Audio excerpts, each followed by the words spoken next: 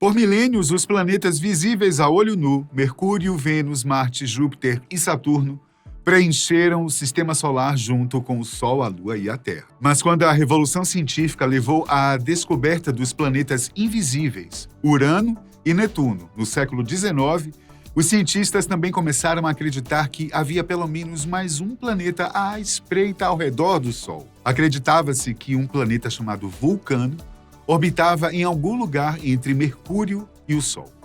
A busca pelo planeta Vulcano no século XIX foi uma das missões científicas mais obstinadas da época, porém, foi esquecida nos tempos modernos.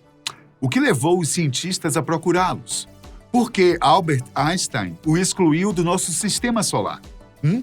Vem comigo, vem que eu vou te contar tudo o que sabemos sobre o planeta Vulcano. Antes da descoberta das leis da gravitação por Isaac Newton, os astrônomos só podiam identificar o que podiam ver a olho nu ou através de um telescópio. A existência dos planetas visíveis é conhecida por toda a história registrada, e a invenção do telescópio revelou objetos ainda menores, como as luas de Júpiter. Mas o trabalho de Newton transformou o sistema solar e as relações entre os corpos celestes em interações matemáticas.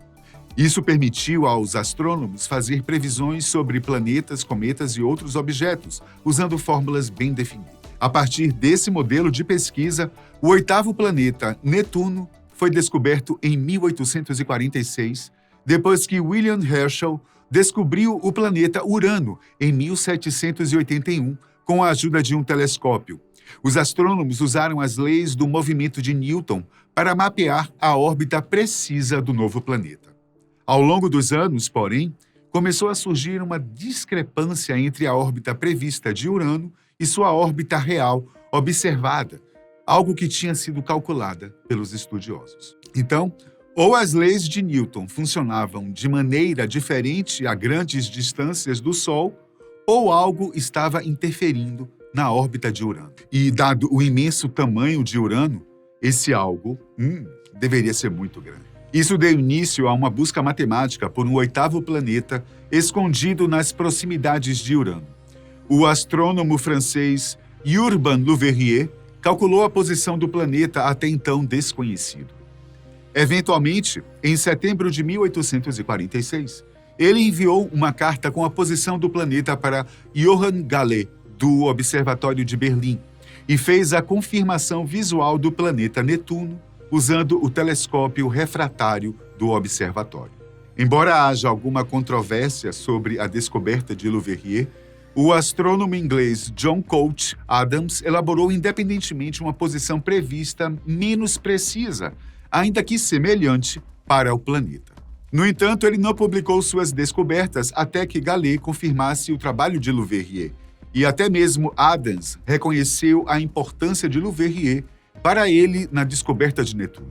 Sem dúvida, esse reconhecimento deu peso considerável à palavra de Le Verrier quando, em 1859, ele usou a mesma técnica matemática para tentar explicar uma perturbação semelhante na órbita de Mercúrio. Ele propôs que um pequeno planeta, Vulcano, talvez orbitando perto o suficiente do Sol para ter sido escondido por seu brilho, era grande o suficiente para perturbar a órbita de Mercúrio. Toda essa história fez surgir um período de, digamos assim, vulcanismo, que basicamente se tratava de astrônomos profissionais e amadores à caça do suposto planeta.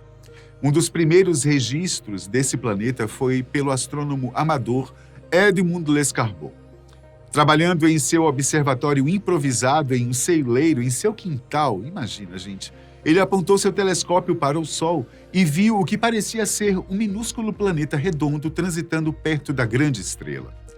Registrando seu progresso, ele enviou seus estudos para Le Verrier, então diretor do Observatório de Paris, depois de ler um artigo sobre o problema da órbita de Mercúrio.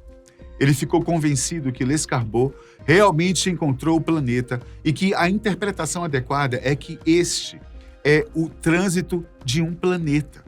Não está claro quem o nomeou pela primeira vez, porém rapidamente se tornou conhecido como Vulcano. Diante de tudo, muita gente estava convencida de que o Vulcano realmente existia. A ideia era que existia um planeta que estava entre Mercúrio e o Sol, mas que geralmente se perdia no brilho do Sol. Para um planeta que nem existia, as pessoas estavam comprometidas com algumas teorias bastante concretas sobre Vulcano.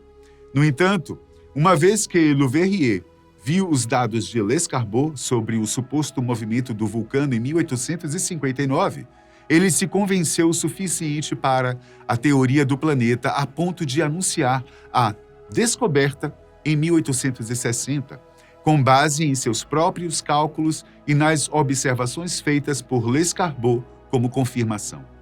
Segundo os cálculos de Leverrier, haveria de 2 a 4 trânsitos de vulcano por ano. Ele tentou prever várias vezes um dos trânsitos do planeta antes de morrer em 1877. Só que nenhum deles de fato aconteceu. Enquanto outros estudiosos afirmavam ter visto um trânsito de vulcano entre 1860 e 1877, Leverrier continuou a refinar seus cálculos da órbita de Vulcano, esperando prever um trânsito que provaria conclusivamente que o planeta existia. Agora, o grande problema é que, além dos cálculos de Leverrier, não havia nenhuma outra evidência que confirmasse a existência do planeta. Ainda assim, as pessoas imaginavam como ele era. Mesmo que, naquela época, os cientistas não tivessem informações sobre como Mercúrio era, Vulcano era quente e rochoso.